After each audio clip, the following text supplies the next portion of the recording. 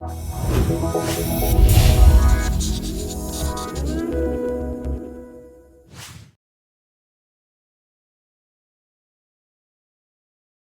we are here in a conference organized by the University of California and the Maastricht University, I want you to make aware of a study both universities did last week together, and it's about PowerPoint fatigue.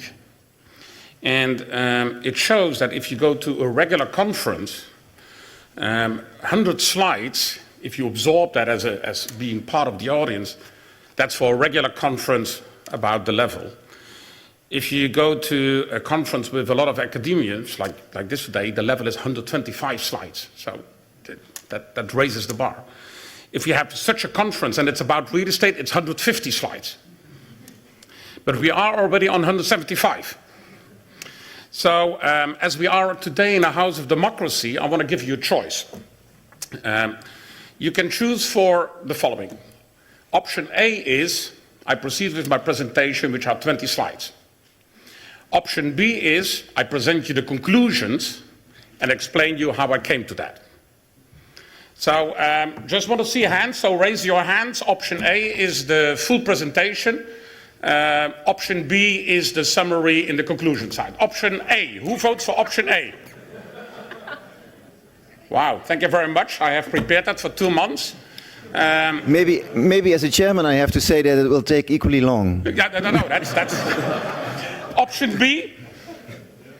Okay, well, thank you very much that you gave me 40 minutes. What I will do is just give you 2 slides then. One is with logos, so you can absorb that still. Because my company is a company who works with 65 people in Europe and the US to advise companies on site selection, meaning we work for end users, or at least that's the perspective I'm talking today. The perspective is about a Indian software development company who wants to set up in Europe a software development center, and the question is where to do that and what at the end of the day is the right location and building. Or for a American food company who wants to set up in Europe a European headquarter to plan and organize the business better, and the question is where do you do that? Or for a British lawyer firm who wants to relocate back office activities out of London and want to go to another location where the costs are lower. So that's the kind of work we do, and it's including, so this is all you're going to miss. So this is for the type of companies we do these kind of studies, which include everything. It's about taxes, it's about finding the right people, it's about telecommunications, about utilities, it's about suppliers, so it's not only focused on real estate.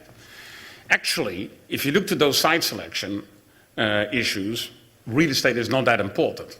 So that's probably also the reason why I was put at the last in row at this conference.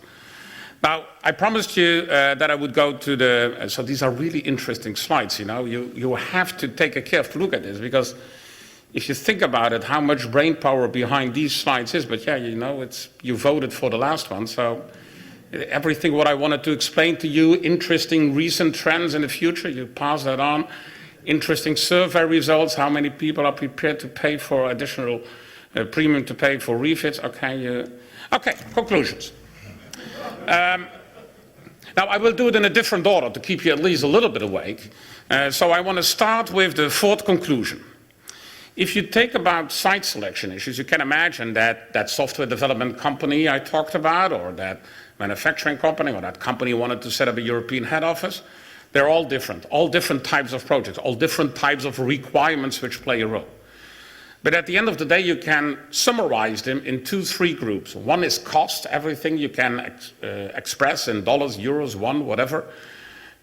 Quality of the business environment, to finding the right people, to find the right building, to find the right customs authorities. So its cost and quality are different, and we have a fantastic model how you can integrate them, but you didn't want to see that, so okay. And the 3rd factor is risks. So risks which are involved, strategic risks, tactical risks, operational risks, which are also involved in location choice. So if you look to what factors play a role if a company really wants to set up a new operation, then sustainability issues as a whole play a minor role for a lot of clients. And I showed you a number of those clients, and I'm just telling you what we see in our day-to-day work. Only at the end of the process, where you talk about the right building, then sustainability issues become a role. And the question is whether that's logical. And it's not logical, because if you look, and now we're going to the third conclusion, you have to look for the total carbon footprint. If you look to the total carbon footprint of a chocolate bar, then what you can impress, let's say, what you can influence by a green building is less than 1%. Less than 1% on that whole supply chain of a chocolate bar, let's say, if you take the total carbon footprint into account.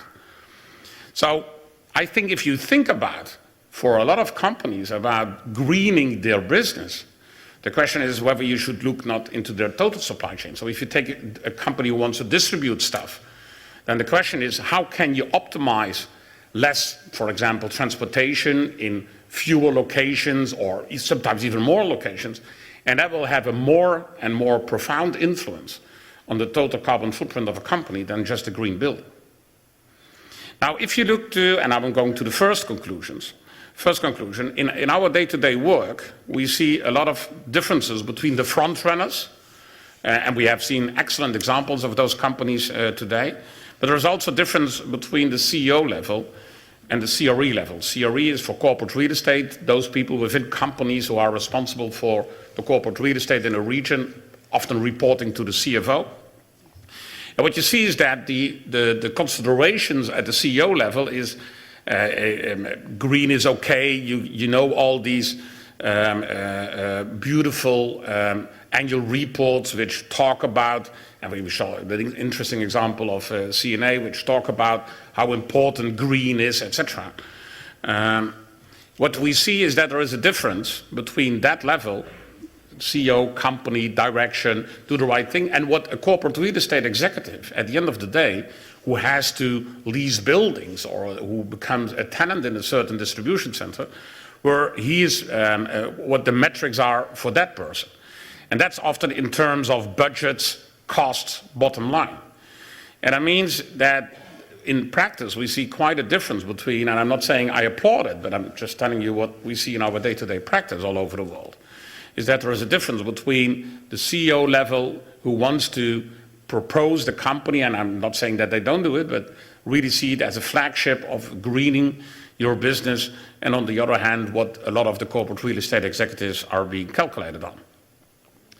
What we see is that if companies look at a CRE level, and what you see is that if the survey is being done by Coronet Global, which is a worldwide organization of corporate real estate executives, you see that they are prepared to pay,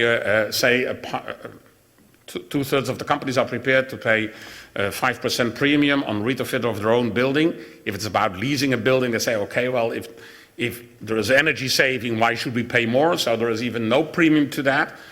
So what we see is that in the reality of the corporate real estate executives, and I'm not talking about the 20% front runners, which we see in all the magazines, which we see at these beautiful conferences, but about the majority of the company, that distance, that difference is still there. And it's mainly focusing on energy. And there were today already more presentations who talked about, and even in the presentation of Frank, you saw how public transportation is also an important role, how you can green the mobility of your people. So what we see is also that the focus is mainly on energy, and it should be broader. So my last conclusion, which is on this slide number 2, is that green, if we talk about green buildings and greening your business, it's not a hype anymore. We see the excellent examples of how to do that, but I think that the reality is relatively harsh, certainly the last couple of years, and that having green buildings and investing in green buildings and being prepared to pay a small premium to have more energy efficient building, that's still not common sense. Thank you very much.